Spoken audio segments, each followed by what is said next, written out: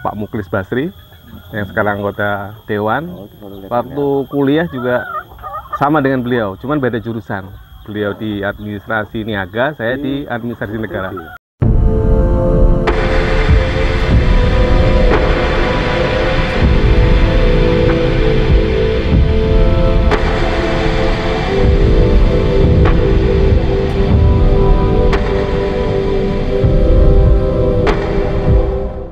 Pemirsa Pantau Lampung, siang ini kita berkunjung ke kolamnya Pak Subur Baharyanto. Mas Subur ini terakhir saya kenal sebagai Ketua KPPN, Kepala KPPN Kota Bumi ya, Kantor Pelayanan Perbendaharaan Negara.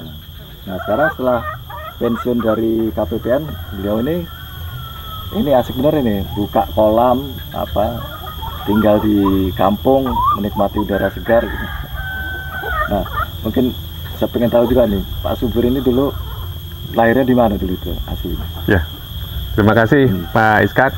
Assalamualaikum warahmatullahi wabarakatuh. Jadi perkenalkan, saya Subur Baharyanto, lahir di Bandar Lampung, tepatnya di Kelurahan Sukamenanti, Kecamatan Gedaton, Bandar Lampung, 13 Juli tahun 63. Nah, itu Mas Iskat. Sekarang udah 59 tahun lebih. Iya. Ini kok sekolahnya di Bandar Lampung Sekolahnya dari SD, SMA sampai perguruan tinggi di Bandar Lampung. Kebetulan waktu SMA juga satu SMA dengan Pak Muklis Basri yang sekarang anggota Dewan. Waktu kuliah juga sama dengan beliau, cuman beda jurusan. Beliau di administrasi niaga, saya di administrasi negara. Di Setial. Dulu Setial, sekarang sudah jadi Universitas Tulang Bawang. Masih Setial ya? Setial dulu, iya. Oh, dari kuliah itu memang langsung kerjanya langsung apa? Jadi saya begitu tamat SMA langsung mendaftar kerja. Alhamdulillah diterima di Kementerian Keuangan, langsung ditempatkan di Bandar Lampung. Nah, pada malam harinya saya ambil kuliah malam agar ya bisa menambah ilmu dan bisa menunjang karir kita gitu. Itu masih sekarang sambil kerja. Iya. Jadi jurusannya apa dulu? Administrasi negara. Kuliahnya administrasi negara. Terus sampai apa di asiknya itu kalau kerja di bagian keuangan? Iya. Jadi memang saya masuk kerja itu mulai 7 Januari tahun 1985. Itu penempatan di Bandar Lampung sebagai staf. Kemudian pada tahun 1999 promosi jadi dulu eselon 5 ya, kepala subseksi di KPPN Kota Bumi, dulu KPKN dulu. Oh, memang dulunya sudah pernah di Kota Bumi. Kemudian itu karir saya di Provinsi Lampung. Kemudian pada tahun 2006 saya promosi sudah keluar Bandar Lampung, yaitu promosi pertama sebagai kepala seksi perbendaharaan di KPPN Watampone. Pak Isak udah pernah dengar belum Watampone? Belum dengar itu. Jadi Watampone itu memang daerah lahirnya Pak Yusuf Kalla. Jadi daerah Kampung Bugis di daerah Kabupaten Bone, Provinsi Sulawesi Selatan. Itu promosi saya keluar dari Lampung tahun 2006. Itu sudah berkeluarga? Sudah berkeluarga, dan waktu itu anak-anak saya bawa dari ada yang SD, yang bungsu SD, yang nomor 2 SMA, yang pertama itu dulu kuliahnya seperti Universitas Hasanuddin di Makassar juga. Oh, di sana lama berarti? Lama, 2 tahun. 2 tahun di sana. Kemudian tahun 2008 saya pindah ke Serang, Banten. Seperti Serang juga. Serang, Banten. Nah, itulah perjalanan saya waktu itu masih menjabat sebagai eselon 4.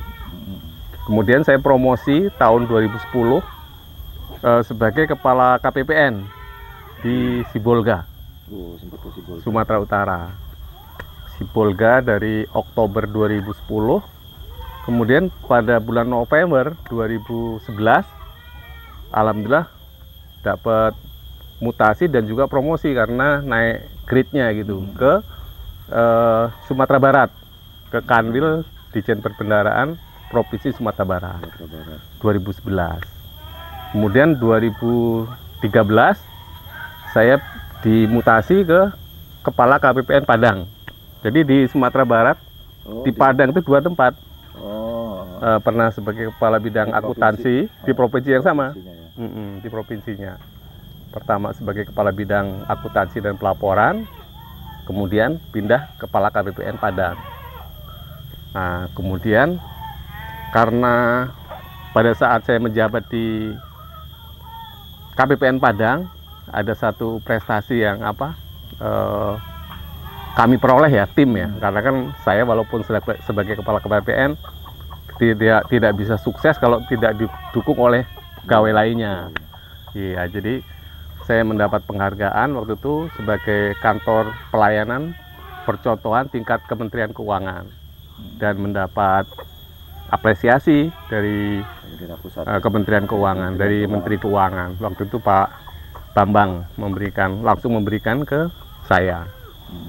Dan alhamdulillah mungkin salah satu faktor gitu ya yang menyebabkan saya bisa pulang kampung, karena pada SK mutasi berikutnya saya dipindahkan ke Bandar Lampung, ke Kanwil Kanwil Direktorat Jenderal Perbendaharaan di Mutia, yang ketemu Pak Iskak ya. Itu posisinya apa waktu itu? Waktu itu kepala bagian umum. Kepala bagian umum. Jadi tahun 2016 saya ke Kanwil Ditjen Perbendaharaan Provinsi Lampung. Gitu. Itu perjalanan saya di luar Provinsi Lampung, Pak Iskak. Lampung terakhir ke KPPN. Terakhir pada tahun 2019 bulan Mei saya dilantik sebagai kepala KPPN Kota Bumi. Dan sampai terakhir pensiun 31 Juli tahun 2021. Jadi masa kerjanya saya selama 7 Januari 85 sampai 31 Desember 2021 itu 36 tahun 7 bulan Pak Iskak. Jadi memang kita di birokrasi tentunya mempunyai aturan, ketentuan, apalagi kita di dalam tugas pokok kami mengelola APBN itu tidak mudah, karena kita betul-betul harus saklek. Kalau nggak bisa ya nggak bisa, walaupun teman nggak bisa. Realnya gimana sih kalau di KPPN itu kerjanya seperti apa contohnya? Kalau Contoh kaitannya sama Pemda gitu kan? Iya, jadi mitra kita itu pemerintah daerah, juga kementerian lembaga yang ada di daerah, seperti Kementerian Agama, Kepolisian, TNI, itu bermitra dengan kita. Nah, di dalam kita melakukan pengelolaan APBN, penyaluran dana yang melalui KPPN, itu sudah ada aturan-aturan baku. Jadi kita tidak boleh menabrak atau melanggar aturan itu. Salah satu contoh, pada saat saya tugas di Watampuni, pada akhir tahun itu ada pekerjaan yang belum selesai tapi bisa kita bayar dengan melampirkan jaminan, namanya bank garansi. Nah, bank garansi ini harus kita uji kalau misalnya tingkat kebenaran dan keabsahannya serta nilai bank garansi yang tercantum di situ. Nah, pada saat itu ada salah satu mitra kita mengajukan tagihan. Waktu itu bank garansinya dari Bank DKI tahun 2009. Ternyata itu pihak bank itu menyatakan bahwa itu tidak menerbitkan bank garansi itu. Bisa dibilang bank garansi bodong lah. Nah, tentunya kita tolak itu. Nah, kita tolak. Dan dia wajib untuk mengganti bank garansi yang baru kalau memang akan dicairkan. Kalau tidak, itu dana itu akan hangus, nggak bisa dicairkan. Itu salah satu contohnya itu Pak Iskak. Jadi memang kita di dalam pengelolaan keuangan itu betul-betul harus taat hukum gitu. Itu yang keuangan dari pemerintah pusat ya? Benar pusat. Kalau yang dari daerah? Dari daerah sama. Contohnya di dalam kita menyalurkan dak fisik misalnya. Dak fisik itu harus mempunyai persyaratan 1 sampai 5. Ternyata pihak Pemda itu kan ada tahapannya. Misalnya penyaluran dak fisik tahap pertama itu batas maksimal tanggal 30 Juni harus dilengkapi. Ini contohnya aja. Ternyata pihak Pemda sampai tanggal 30 tidak melengkapi. Maka sektor atau bagian dak fisik yang tidak lengkap itu tidak bisa kita salurkan. Itu Pak Iskak. Tapi kalau daerah kasus-kasus seperti itu banyak atau hanya Ada beberapa. Karena memang pertama pemerintah daerah memang mungkin tidak siap untuk melaksanakan program atau kegiatan itu. Karena memang kalau pemerintah daerah sudah siap, biasanya segala sesuatu perencanaan, terus kemudian persiapan pelaksanaannya itu pasti sudah dikelola dengan baik. Contohnya, batas terakhir pengajuan nomor kontrak dan nilai kontrak ke KPPN. Itu kan kalau pihak Pemda belum selesai tender, nggak bisa dia ngajukan itu kan, tanggal nomor kontrak. Nah kalau itu deadline-nya sudah lewat, nah kita nggak bisa bayar. Itu Pak Iskak, contohnya gitu. Kalau di Lampung pernah nggak? Pernah. Jadi kalau misalnya suatu Pemda, dia ada ada beberapa sektor tuh. Ada bidang pendidikan, ya kan? Ada bidang kesehatan. Nah, mungkin dari bidang ini ada salah satu pekerjaan yang memang, misalnya bidang kesehatan tuh ada 5 proyek lah misalnya kan. Ternyata dia hanya bisa melengkapi data kontrak itu yang tadi saya sampaikan cuma 4. Berarti 1 ini hangus gitu. Nggak bisa kita salurkan. Nah, itu contohnya Pak Iskak. Tapi nggak global, kalau Nggak. satu yang lain juga nggak bisa nggak ya? Nggak. Tetap yang lancar ya tetap lancar. Ya. Gitu. Tapi kalau biasanya dari pihak Pemda yang tidak memenuhi syarat itu sering nggak ada tekanan-tekanan supaya bisa lolos gitu kan, biasanya kan kadang-kadang juga seperti itu. Ya, jadi kalau tekanan Atau penyalahgunaan iya, kalau uang yang kita salurkan. Kalau tekanan itu relatif ya nggak ada lah. Tapi mungkin kalau permintaan ada. Salah satu contoh misalnya Pak Bupati minta ke kami, Pak Subur, gimana caranya supaya dana kami itu bisa terserap semua.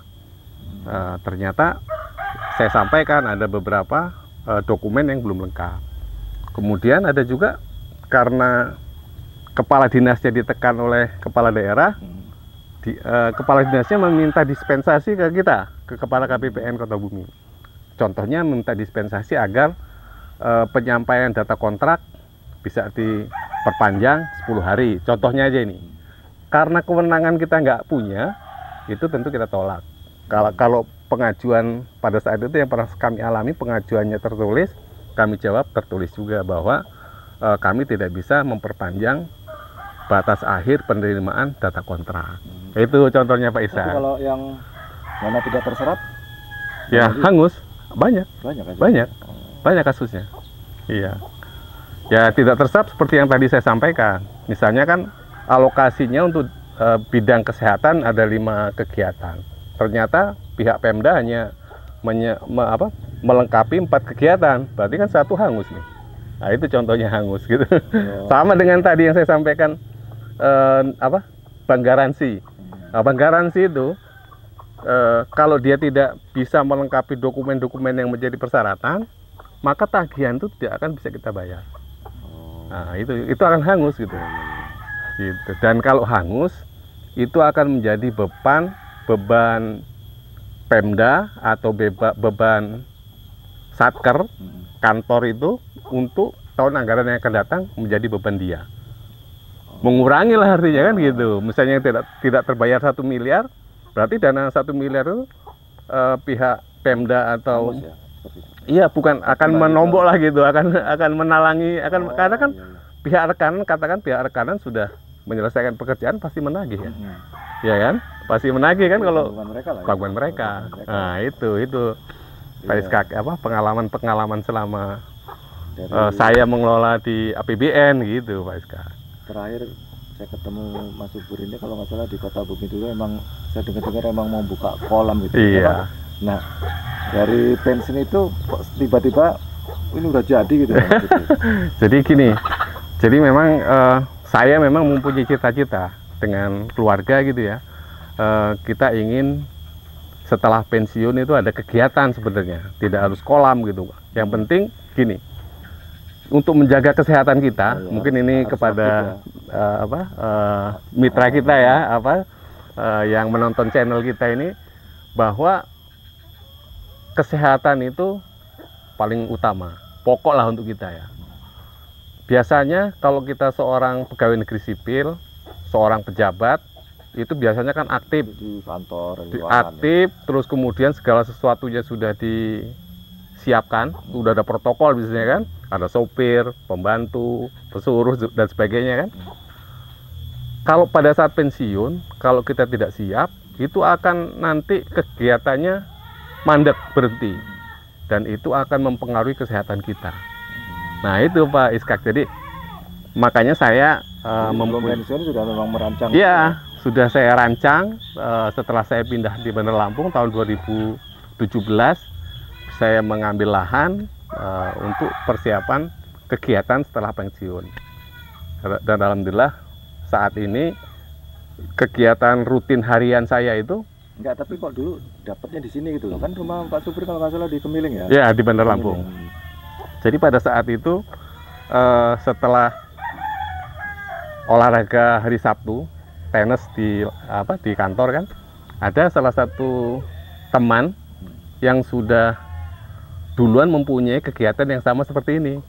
Kebetulan lokasinya nggak jauh, satu desa, desa sebelah. Di desa ini desa apa namanya? Ini Pujo Basuki. Basuki ya. Nah, itu di desa Pujo Asri. Itu Pak D Suparyanto itu sudah punya kolam duluan gitu. Saya setelah selesai olahraga, saya diajak main ke kolamnya, dan setelah saya lihat memang suasana seperti inilah yang saya cari gitu Pak Iskak. Gitu, cocok gitu. Itu sih latar belakang kenapa kok saya bisa dari Bandar Lampung ke Trimurjo ini gitu. Terus setelah ini sudah berapa tahun jadi hitungannya? Jadi kolam ini selesai tahun 2019. Saya buat kolam tahun 2019. Maksudnya pensiun tahun 2021. 2021. Berarti sekitar 2 tahunan lah sudah jalan. Sudah jalan ya. Waktu itu masih sembari kerja ini sudah ada kan? Udah ada. Yang lolos siapa waktu itu? Waktu itu ada istri, ada adik juga.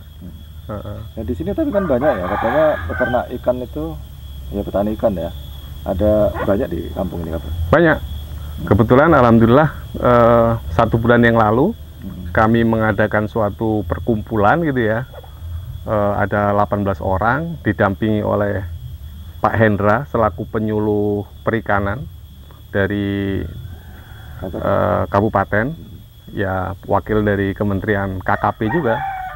Tapi dia pegawai di kabupaten? Dia pegawai pusat, Oh, pegawai Kementerian Perikanan dan Kelautan, KKP. Jadi didampingi beliau, kami ada 18 orang, sepakat membuat kelompok budidaya perikanan, Pokdakan. Nah, ya, jadi kami sudah mendirikan kelompok pembudidaya perikanan di desa Pujo Basuki. Itu pun aneh itu, pada saat rapat itu setelah kami membentuk pengurus, kebetulan saya ditunjuk sebagai ketuanya. Itu kapan? Baru ini ya? Sebulan yang lalu. Oh, baru sebulan. Sebulan yang lalu. Kemudian setelah saya ditunjuk ketua, kemudian ini kan akan kita registrasi ke Kementerian KKP, Kelautan dan Perikanan kan. Tentunya kalau kita meregistrasi kan di samping pengurus harus ada namanya. Yeah. Yang lebih ininya lagi antusias warga itu, ya inilah, pengabdian itu tidak selesai setelah kita pensiun. Jadi kita sudah selesai jadi pegawai negeri sipil, pengabdian ke masyarakat itu ternyata masih terus berlanjut gitu. Anggota ini mempunyai usul, nama itu kalau bisa ada nama suburnya gitu. Saya bilang, wah jangan mengkultuskan nama saya gitu. Beliau berargumentasi bahwa subur itu bukan hanya nama orang, tapi bisa tumbuhan subur, ya kan. Akhirnya setelah melalui diskusi, kelompok pembudidaya perikanan di Kampung Pujo Basuki itu disepakati namanya Subur Mina Makmur. Jadi nama kelompok tani itu. Kelompok perikanan itu. Jadi Subur Mina Makmur. Harapannya agar kelompok perikanan ini nanti bisa tumbuh subur dan anggotanya bisa makmur. Gitu Pak Iskak, apa filosofinya gitu. Pak Subur ini selain petani juga aktif di ini nih, punya channel YouTube namanya apa sih? Namanya Subur Farm Channel. Jadi sebagian soal perikanan itu sebagian dimasukkan ke situ ya. Ya, jadi channel Subur Farm Channel itu adalah channel yang berisi tentang kegiatan-kegiatan seorang pensiunan. Itulah, jadi kegiatan yang di sekitar saya, terutama yang mempunyai nilai edukasi, bisa menginspirasi, memotivasi, itu akan kita upload. Atau juga hanya sekedar informasi gitu kan. Nah, itu salah satu kami membuat channel bagaimana supaya publik tahu gitu loh bahwa di Kampung Pujo Basuki ini ada kegiatan-kegiatan yang bisa dilihat oleh masyarakat. Itu Pak Iskak. Pak Subur putranya berapa itu? Putranya ada tiga. Tapi nggak tinggal di rumah di sini kan ya? Nggak ada yang di sini kebetulan. Jadi yang tertua itu di Benteng, Kepulauan Selayar di Sulawesi Selatan. Sudah kerja terus udah punya cucung 2. Udah SMP kelas 1 dan SD kelas 5. Kemudian yang nomor 2 di Kalianda itu mempunyai anak 1. Dan yang bungsu di Universitas Andalas Padang di Fakultas Kedokteran Gigi, kebetulan sekarang di tahun-tahun terakhir menyelesaikan koasnya. Mohon doanya mudah-mudahan tahun ini bisa selesai, Mas Iskak. Itu perempuan. Jadi tinggal 1 yang belum berkeluarga. Yang di Padang itu. Iya. Jadi di sini tinggal sama siapa nih di kolam ini? Saat ini saya sendiri Pak Iskak, masih saya. Tapi yang ngelola? Yang ngelola ada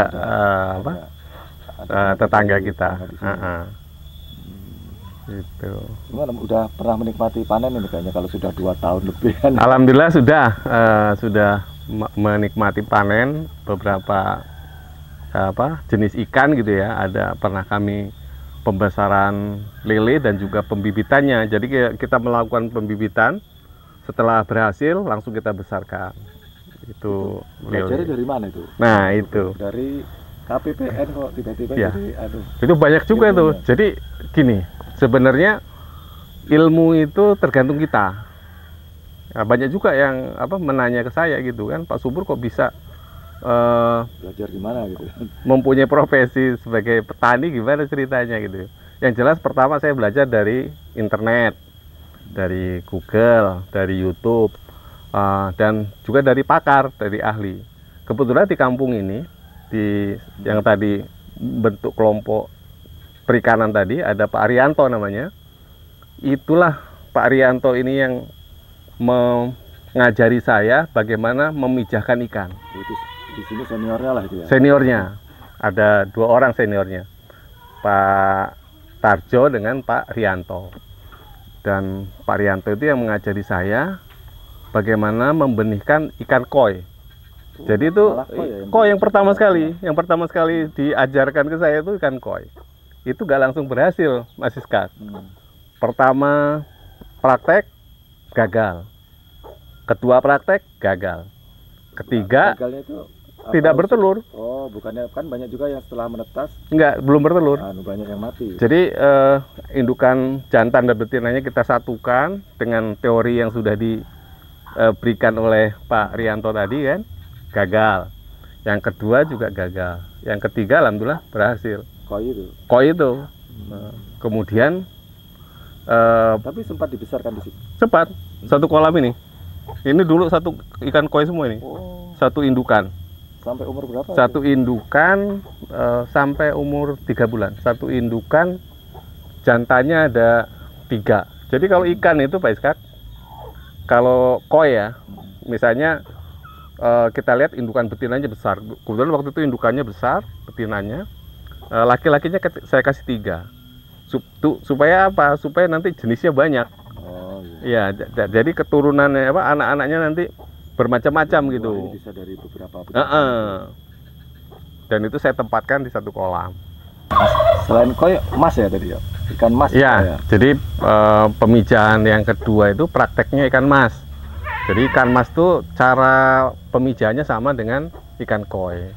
Tadi ikan koi melalui 3 kali pemijahan baru berhasil. Kalau ikan masnya alhamdulillah sekali praktek langsung berhasil gitu. Mas Iskak. Lebih mudah ya. Ya, bukan lebih mudah. Pertama lebih pengalaman, kedua juga rezeki. Jadi sebenarnya pemijahan itu rezeki juga kalau kita istilahnya nggak rezeki kita, iya. Gitu Mas Iskak. Tapi kalau hitung-hitungan budidaya, kita lebih apa ya, potensial pembenihan. pembesaran.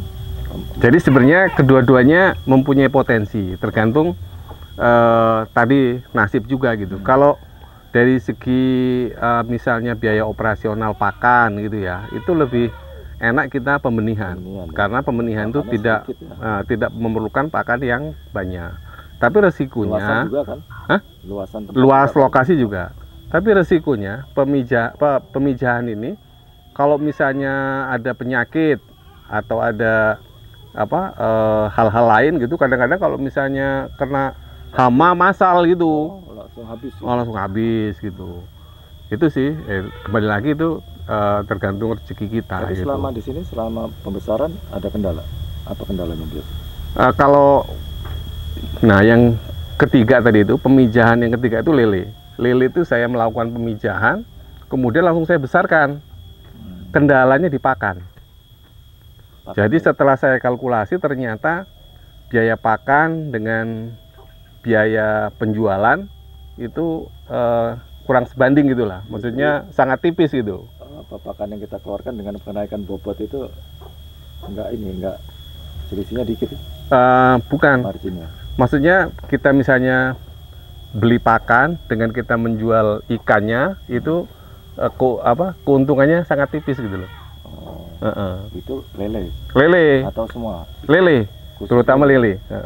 Nah, saat ini Mas Iskak, saya lagi uji coba nih. Saya sedang membesarkan budidaya ikan patin. Itu saya tebar, pertama itu saya tebar 4 kolam 10.000, kemudian saya tambah 2 kolam 5.000, jadi ada 15.000. Nah, itu saya berinovasi gitu. Saya membuat pakan sendiri, namanya pakan mandiri Pak Iskak. Kalau nggak buat pakan sendiri itu sama dengan lele ya? Ya, itulah tadi. Kalau kita tidak buat pakan sendiri, dia biaya kebutuhan pakannya itu sangat tinggi. Karena setelah saya hitung, kalau kita buat pakan sendiri itu cost-nya separuh kalau kita beli pakan jadi. Gitu. Pakan jadi dengan pakan buatan itu kok bisa lebih hemat separuh, itu dari mana itu penghematan? Ya, jadi kalau kita beli pakan jadi itu 1 kilo itu harganya kurang lebih 10.000. Kalau kita buat pakan sendiri itu sama ya, patin lele sama ya? Sama, makanannya. Jenis pakannya hampir sama. Kalau selisih hanya sedikit lah, 500 sampai 1.000 selisihnya. Nah, kalau kita buat pakan sendiri itu biaya bahan, biaya produksi untuk pakan mandiri itu kurang lebih 5.000 biayanya untuk memperoleh 1 kilo pakan. Jadi kita harus punya alat khusus untuk? Enggak, kebetulan. Nah ini makanya Pak Iskak, ilmu itu sebenarnya tergantung kita. Sebenarnya kalau kita ngobrol seperti ini pasti ada satu ilmu yang kita peroleh. Pada saat itu ada tentara namanya Pak Suwarto. Beliau tugas di Kodim Punggur. Rumahnya di Metro. Koramil Punggur. Koramil Punggur. Rumahnya di Metro, dan dia membudidaya, memijahkan ikan patin. Dan dia pernah memelihara pembesaran ikan patin. Nah, di tempat kita ngobrol tadi, di rumah, ngopi bareng, ngobrol, cerita. Beliau cerita, saya dulu pernah membudidaya ikan patin dengan membuat pakan sendiri. Saya hanya mendengar tuh, gimana caranya? Nah, dikasihlah caranya, ilmunya. Ternyata itu tidak memerlukan alat yang modern, cukup alat tradisional. Jadi bahan-bahannya itu dimasak, Pak Iskak. Dimasak itu direbus. Jadi bahan bakunya itu ada ikan asin rucah, ikan asin BS. Itu sekilo 5.000. Kepala-kepala. Iya, sekilo 5.000. Kemudian ada tepung ikan, ada dedak, ada juga menir beras sebagai perekatnya. Nah, ini empat inilah yang akan kita olah gitu. Cara mengolahnya adalah direbus. Nah, merebus pertama itu adalah ikan asin rucah tadi. Direbus, diambil airnya. Karena kalau kita rebus langsung, itu durinya itu bisa berpengaruh ke ikan kita. Karena durinya itu kan tajam itu. Nah, itu akan bisa melukai atau mematikan ikan kita. Nah, itu nanti campuran dari, kemudian setelah itu, air tadi itu, menir beras itu kita rebus dengan cairan ikan asin rucah tadi. Nah, kemudian baru setelah mendidih, dedak sama tepung ikan kita masukkan.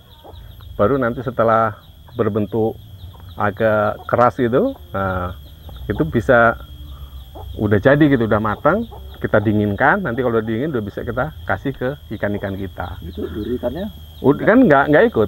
Kan kita ambil airnya aja. Oh, ya, itunya maksudnya ampasnya untuk apa? Ampasnya nanti untuk masak lagi, tinggal ditambah ikan asin lagi, itu nanti akan jadi tetap. Nggak perlu kita buat gilingan itu? Enggak, alhamdulillah ini salah satu kreasi dan inovasi sebenarnya. Dan ini salah satu uji coba. Kemarin waktu petugas Mas Hendra itu, petugas penyuluh perikanan main ke kolam, ya baru tahu juga gitu, ternyata ada jenis pakan seperti ini gitu. Tapi bentuknya bentuk sama ya, seperti pelet itu bukan?